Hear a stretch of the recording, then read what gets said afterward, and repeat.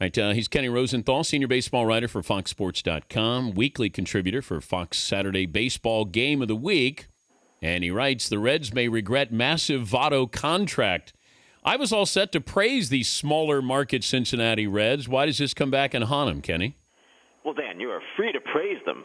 But what I see here is a player who is going to command 20 to 25% of their payroll, if not more, unless they increase their payroll from the $80 million range. And this is a team that has attendance problems, is locked into its TV deal, which is not all that lucrative for at least the next several years. And unless I'm missing something, I just don't see how this makes financial sense. I'm all for teams keeping their players, don't get me wrong. But these deals often look great the day they're signed, and then 3 or 4 years later, when the player gets injured or starts to decline, you're wondering, why the heck did my favorite team do that? I hate long-term deals. The only reason why I like that the Reds kept somebody there when you knew the Vultures were waiting for Votto to leave. 10-year deal, I don't want to give anything longer than 5 years. And so that's what scares me. And then you have Matt Cain. You know, you can't pick him out of a lineup, but he is a durable, consistent pitcher. I just don't know, is he worthy of these kind of numbers? Dan, he's actually underrated. And when you look at his numbers the last 3 years combined, put them right next to Lincecum's, they're almost identical. And if you remember in 2010, he had that great postseason. Yes. He has shown terrific durability. I know people get hung up on the one-loss record, but as sabermetrics has come more into the conversation, we've learned that one-loss record is not really a very accurate reflection of a pitcher's performance. It is a reflection of run support, sometimes a bad bullpen or a good bullpen. It doesn't tell you everything you need to know about the starting pitcher. Cain, on the open market, would have gotten a deal of this magnitude or more. And the Giants, if only to buffer themselves against the potential loss of Lincecum after 2013, felt that they had to get this done. What is Verlander worth? A lot. Now, he's not up until after the 14 season, so he has to stay healthy for 3 more years. But certainly he's a guy that, if he were on the open market today, same as King Felix, would command these types of dollars plus. Who would be the highest paid player open market right now if it was just, if it was a fantasy draft? That is a great question. And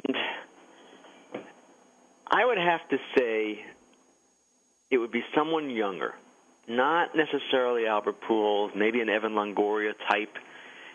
And I even had a executive suggest to me last night that a 10-year deal makes sense when you're talking about a guy 22, 23 years old. Maybe someone like Brett Laurie of the Blue Jays, who not a lot of people have heard of yet. He's a great talent. Is an emerging star. This guy will be a star. He is the closest thing to Pete Rose in today's game in terms of his approach, and he's talented as well. So that's a great question, Dan, and I can't come up with a really good answer. Well, it sounds like another column for you. Your next column is, open draft. Well, I always need the help, and I appreciate that. All right, here are my World Series picks. The Angels and the Marlins. I like it. I've got the Tigers and the Diamondbacks, but I do have the Angels and Marlins both making the playoffs. The only question I have with the Angels right now is their bullpen. I love the team, and actually the bullpen might be better than a lot of people think, and if that's the case, they're going to be great. I still like the Rangers an awful lot, and I just like the whole Tigers situation, even though they have a poor defensive club, even though there are issues in the leadoff spot and some other things as well. That starting pitching is very good, led by Verlander, and with Cabrera and Fielder, they're going to be an unstoppable offensive force. But the Marlins, I couldn't get away from. Every time I looked at the roster, and I just said, okay, I would buy into it a little bit more. They're going to run.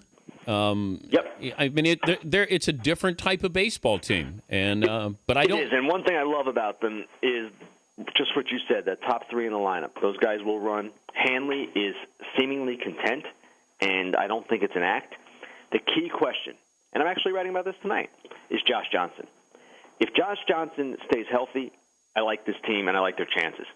If he gets hurt again, it's a whole different story. There is not a lot of depth there. Yep, I agree. Before I let you go, the Dodgers with Stan Kasten taking over, at what point do we start seeing an influx of money with And Don Mattingly said this, look, we were really close to getting Prince Fielder, a lot closer than people thought.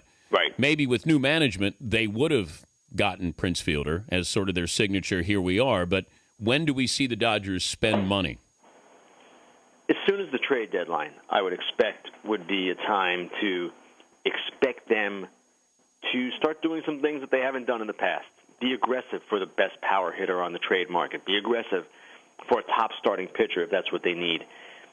In past years under McCourt, they've had opportunities to go after CeCe Sabathia and Cliff Lee and all those great players who were traded, and yet they were just hamstrung. They couldn't do it. So I would expect to see the impact starting there, and then especially in the offseason when clearly they will be a different animal than they've been over the last 5-6 years.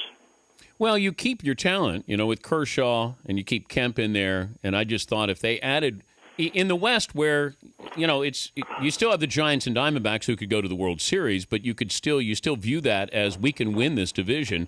I thought that if they got one more piece, then maybe they're on the same plane with everybody else. Am I overrating the Dodgers' talent? No, you are not. And, in fact, there are some executives in the NL West who believe that they are kind of the sleeper here. And I would say that not only is the NL West up for grabs in the manner that you described, but the entire National League. Yes. There is not a dominant team in the National League. They're all in the American League. They're all in the American League, and the Phillies are compromised right now physically. The Cardinals are not the same without Carpenter, and they have some injury questions. So that league is wide open, and it might be that at the deadline, the team that makes the best move or series of moves is the team that ultimately prevails, and that's why we have to keep our eyes on the Dodgers. Good to visit with you as always, Kenny. Hope I wrote a couple of columns for you. I appreciate it, Dan. Thanks. All right, Kenny Rosenthal, senior baseball writer for FoxSports.com, also weekly contributor, Fox Saturday Baseball Game of the Week.